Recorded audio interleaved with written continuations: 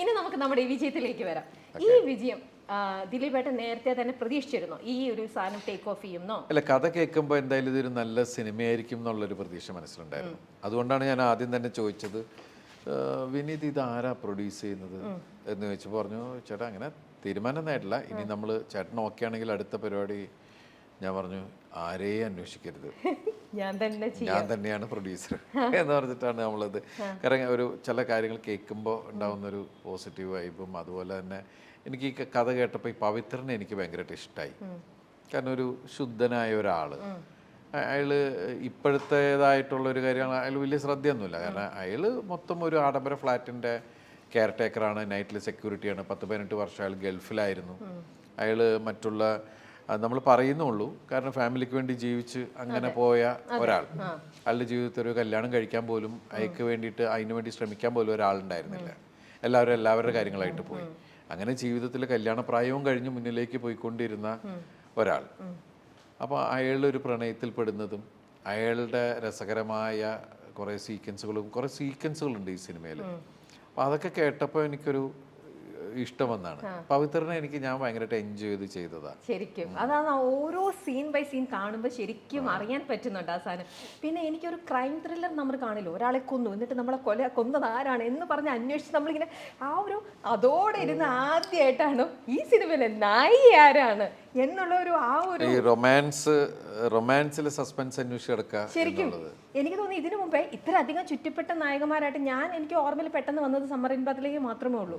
അതിനകത്തും ഇത്രയ്ക്കൊരു സാധനം എനിക്ക് ഫീൽ ചെയ്തിട്ടില്ല. ഓക്കെ, അത് ഇതിലേതെങ്കിലും ഒരാളായിരിക്കും, ഇതായിരിക്കും. പക്ഷെ ഇത് ഭയങ്കര ക്യൂരിയോസിറ്റി ആയിരുന്നു. ഇതായിരിക്കും ആദ്യം ഞങ്ങൾ വിചാരിച്ച ഒരാളായിരിക്കുന്നു, കുറച്ച് കഴിഞ്ഞപ്പം വിചാരിച്ചു, പിന്നെ ഞാനും മോളും കൂടെ ഫൈറ്റ് ആയി. അല്ല, ഇതാണ് അവസാനം ക്ലൈമാക്സിൽ. അത് ഭയങ്കര അത് നിങ്ങൾ കാണണം. ഭയങ്കര ത്രില്ലിംഗ് ആയിട്ടുള്ള ഒരു ക്ലൈമാക്സ് തന്നെയാണ്. നായികയ്ക്ക് വേണ്ടിയിട്ട് ഇത്രയ്ക്കൊരു സംഭവം. എനിക്ക് തോന്നുന്നത് 5 നായികമാർ ഒരുമിച്ചിട്ടുള്ള ആദ്യത്തെ സിനിമ. അതെ, ദിലീപേട്ടന്റെ ഫസ്റ്റ് മൂവിയാ. അതെ. ആദ്യം നമ്മള് 5 പേരും പഴയ ആൾക്കാരെ എന്നുള്ളതായിരുന്നു. പിന്നെ അത് ആലോചിച്ച് കഴിഞ്ഞപ്പോൾ ചിലപ്പോൾ അത് അവരുടെ ഇടയിൽ ചിലപ്പോൾ അതൊരു ഈഗോ പ്രോബ്ലം വരുമോ, പിന്നെ നമുക്ക് ഡേറ്റ് പ്രോബ്ലം വരുമോ, ഇങ്ങനെ ഒരുപാട് കാര്യങ്ങൾ ആലോചിക്കും. പിന്നെ ജനം ഏത് രീതിയിൽ എടുക്കും, ഇങ്ങനെ കുറേ കൺഫ്യൂഷൻസ് വന്നപ്പോഴേ ഞാൻ പിന്നെ നമുക്ക് പുതിയ ആൾക്കാരെ ആലോചിച്ചാലോ. അവരെന്ന് വെച്ചാൽ, ചേട്ടാ അത് എൻ്റെ മനസ്സിലുണ്ട്, പുതിയതാണെങ്കിൽ നമുക്ക് കുറേ ഒരു ലിബറലായിട്ട് നമുക്ക് വർക്ക് ചെയ്യാൻ പറ്റുന്ന, കാരണം ഡേറ്റ്സിന് പ്രോബ്ലം ഉണ്ടാവില്ല, നമ്മുടെ കൂടെ ഉണ്ടാവും. അപ്പോൾ എപ്പോൾ വേണേലും അങ്ങോട്ടും ഇങ്ങോട്ടും ഏത് സീൻ വേണേലും എടുക്കാം, അങ്ങനെയൊക്കെയുള്ള കാര്യങ്ങളുണ്ട്. പിന്നെ ഈ പഴയ ആൾക്കാർക്ക് ഇത് പുതിയ ആൾക്കാർക്ക് ഫീൽ ചെയ്യില്ല. അങ്ങനെ ഞാൻ പറഞ്ഞാൽ നമുക്കത് ഫിക്സ് ചെയ്യാം, അതിൽ വേറെ ഒരു ടെൻഷനൊന്നുമില്ല. പക്ഷെ കണ്ടുപിടിക്കേണ്ട ഉത്തരവാദിത്വം വിനീതിൻ്റെയാണ് എന്ന് പറഞ്ഞിട്ടാണ് പിന്നെ ഓഡീഷനൊക്കെ വെച്ചിട്ട് പിന്നെ കുറേ പിന്നെ ഓരോ ആൾക്കാരെ അവരുടെ വീഡിയോസൊക്കെ കണ്ട് ഇങ്ങനെ നമ്മുടെ അടുത്ത് കൊണ്ടുവരും. അങ്ങനെ നോക്കി നമുക്ക് ഇന്നാളെ ഇന്നെ അങ്ങനെയാണ്. കൂടുതൽ പണിയെടുത്തിരിക്കുന്നത് വിനീത് തന്നെ. ഫൈനലി നമ്മൾ അതിലേക്ക് എത്തിപ്പെട്ടപ്പോൾ ഓക്കെ ഇത് കറക്റ്റ് ആണല്ലേ എന്ന് പറഞ്ഞു. ഓക്കെ, ഇതിനാണ് പെർഫോമൻസ്, ഇതാണ് നമ്മൾ ഇങ്ങനെ ഫിക്സ് ചെയ്തേക്കണം. ഓക്കെ. അതിൽ ഒരാൾ മാത്രമാണ് അതിന് മുമ്പ് ഏതൊരു സിനിമയിൽ അഭിനയിച്ചിട്ടുണ്ട്. അങ്ങനെ. പക്ഷെ എന്നാലും കുഴപ്പമില്ല. പക്ഷെ ഈ സിനിമയ്ക്ക് എല്ലാവരും കറക്റ്റ് ആയിട്ടുള്ള എത്ര നായികമാരായി, എവിടെ തിരിഞ്ഞാൽ അടുത്ത സീനിൽ പുതിയൊരു നായിക, വരുന്ന പുതിയൊരു നായിക, അങ്ങനത്തെ ഒരു സാധനം അതൊരു വേറിട്ട ഒരു അനുഭവം തന്നെയായിരുന്നു. ഇനി നമുക്ക് ഈ പവിയിലേക്ക് വന്നു കഴിഞ്ഞാൽ, ഈ പവിനെ പോലെ തന്നെ ഒരു അങ്ങനത്തെ ഒരു ഒറ്റബുദ്ധിക്കാരനാണോ ശരിക്കും പറഞ്ഞ ദിലീപേട്ടൻ? എനിക്ക് എൻ്റെ അറിവിൽ ദിലീപേട്ടൻ അങ്ങനെ ഒരാളല്ല. ഇല്ല, പവിത്രനെ കുറിച്ചാണല്ലോ സംസാരിക്കുന്നത്. അതെ, അങ്ങനെയല്ല. അങ്ങനത്തെ എന്തെങ്കിലും ഒരു ഒറ്റബുദ്ധിയിൽ പവിത്രൻ എല്ലായിടത്തും പോയി അബദ്ധത്തിൽ പെടുവാണ്. എത്ര അബദ്ധങ്ങളാണ്. ഇയാൾക്ക് ഒരാവശ്യമില്ല. ഇപ്പൊ ഞാന് വിനീതന്നെ അത് പറഞ്ഞ് കളിയാക്കും, ചേട്ടാ ഞാനിത് നിങ്ങളിലാണ് കണ്ടേക്കണേ. അപ്പൊ ഞാൻ ഒന്നുമില്ല, ഞാൻ അഭിനയിച്ച് കഴിഞ്ഞിട്ട് ഞാൻ ഈ മോണിറ്ററിൽ പോയി ഇപ്പൊ നമുക്കിത് കാണാലോ. അപ്പൊ കണ്ടപ്പോ ഞാൻ പെട്ടെന്ന് ചിരിച്ചുപോയി. ഇയാൾ ഒരു കാര്യമില്ല, ഒരു പെണ്ണും ഒരാണും കൂടി ഒരു ഫ്ലാറ്റിൽ റൂമിൽ പോണെന്ന് പറഞ്ഞു ഉടനെ അതിന്റെ ഇയാൾ അതിന്റെ പുറകെ പോയി. ഇയാൾ ഉണ്ടാക്കണ കുഴപ്പങ്ങള്, ഇയാളുടെ മണ്ടത്തരങ്ങളൊക്കെ കാണുമ്പോൾ ഞാൻ എന്തിന്റെ ചോദിക്കുന്ന സംഭവം ഉണ്ടല്ലോ. കാരണം ഇയാളുടെ ഒരു പഴമക്കാരനും ഇയാള് അങ്ങനെ. അതുകൊണ്ടാണ് നമ്മൾ മറ്റേ ക്യാരക്ടറിനെ കൊണ്ട് പറയുന്നത്, നിങ്ങൾ പോയി ഒന്ന് അപ്ഡേറ്റ് ചെയ്യും. ഇയാൾക്ക് പഴയ കണ്ടതും കേട്ടതും ഒക്കെ കേട്ട് പഴയ ഇതിലിരിക്കുന്ന ഒരാള്.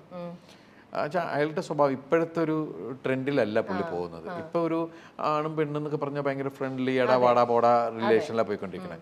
അതൊന്നും അയാൾക്ക് ഉൾക്കൊള്ളാൻ പറ്റാത്ത കാര്യങ്ങളാണ്.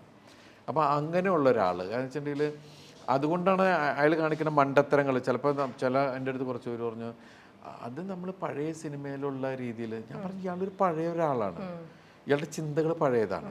അപ്പോൾ അതുകൊണ്ടാണ് ഇയാൾ ഈ ശരിക്കും പറഞ്ഞാൽ ആ ഡോറിൽ പോയിട്ട് മുട്ടിക്കഴിഞ്ഞിട്ട് പിന്നെ അയാൾ വരണു എന്ന് അറിഞ്ഞു കഴിഞ്ഞപ്പോൾ പിന്നെ അയാൾക്ക് എങ്ങനെയും രക്ഷപ്പെട്ടേ പറ്റുള്ളൂ. അപ്പോൾ ഓടി സ്റ്റെപ്പ് ഇറങ്ങാൻ ടൈം കിട്ടൂല. അയാളുടെ ഇമേജിന് അയാളുടെ മാനത്തെ മനുഷ്യ കണ്ടാൽ ജമ്പ് ചെയ്യണം. അപ്പോൾ അത് നമ്മുടെ പഴയ സിനിമകളിലുള്ള ഞാൻ പറഞ്ഞ ആ സമയത്ത് അയാളുടെ പഴമയ്ക്ക് അയക്ക് തോന്നുന്നത് ബുദ്ധിയാണ്.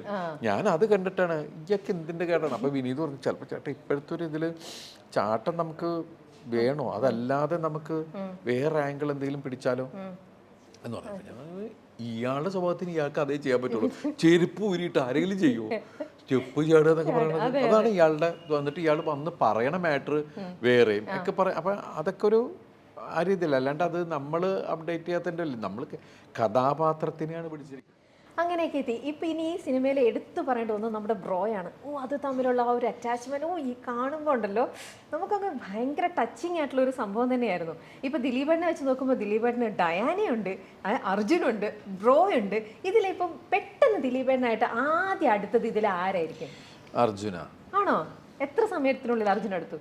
അർജുൻ വന്ന് കുറച്ച് ദിവസം, അർജുൻ എന്ന് പറഞ്ഞാൽ എന്നേക്കാൾ കൂടുതൽ ഫെസിലിറ്റി ആണെന്ന് അർജുന. ഞാൻ പടത്തിൽ യൂറോപ്പിലാണ്, പക്ഷെ അർജുന് AC അന്നൊക്കെ AC റൂം അത് അതിനെ നോക്കാൻ ആൾക്കാർ. പക്ഷെ അർജുനായിട്ട് അടുത്ത് കഴിഞ്ഞപ്പോൾ ഈ അർജുന് അവർ ഭയങ്കരമായിട്ട് സ്ട്രിക്റ്റ് ഇതായിരുന്നു ട്രെയിനേഴ്സ് അവർ അതിൻ്റെ.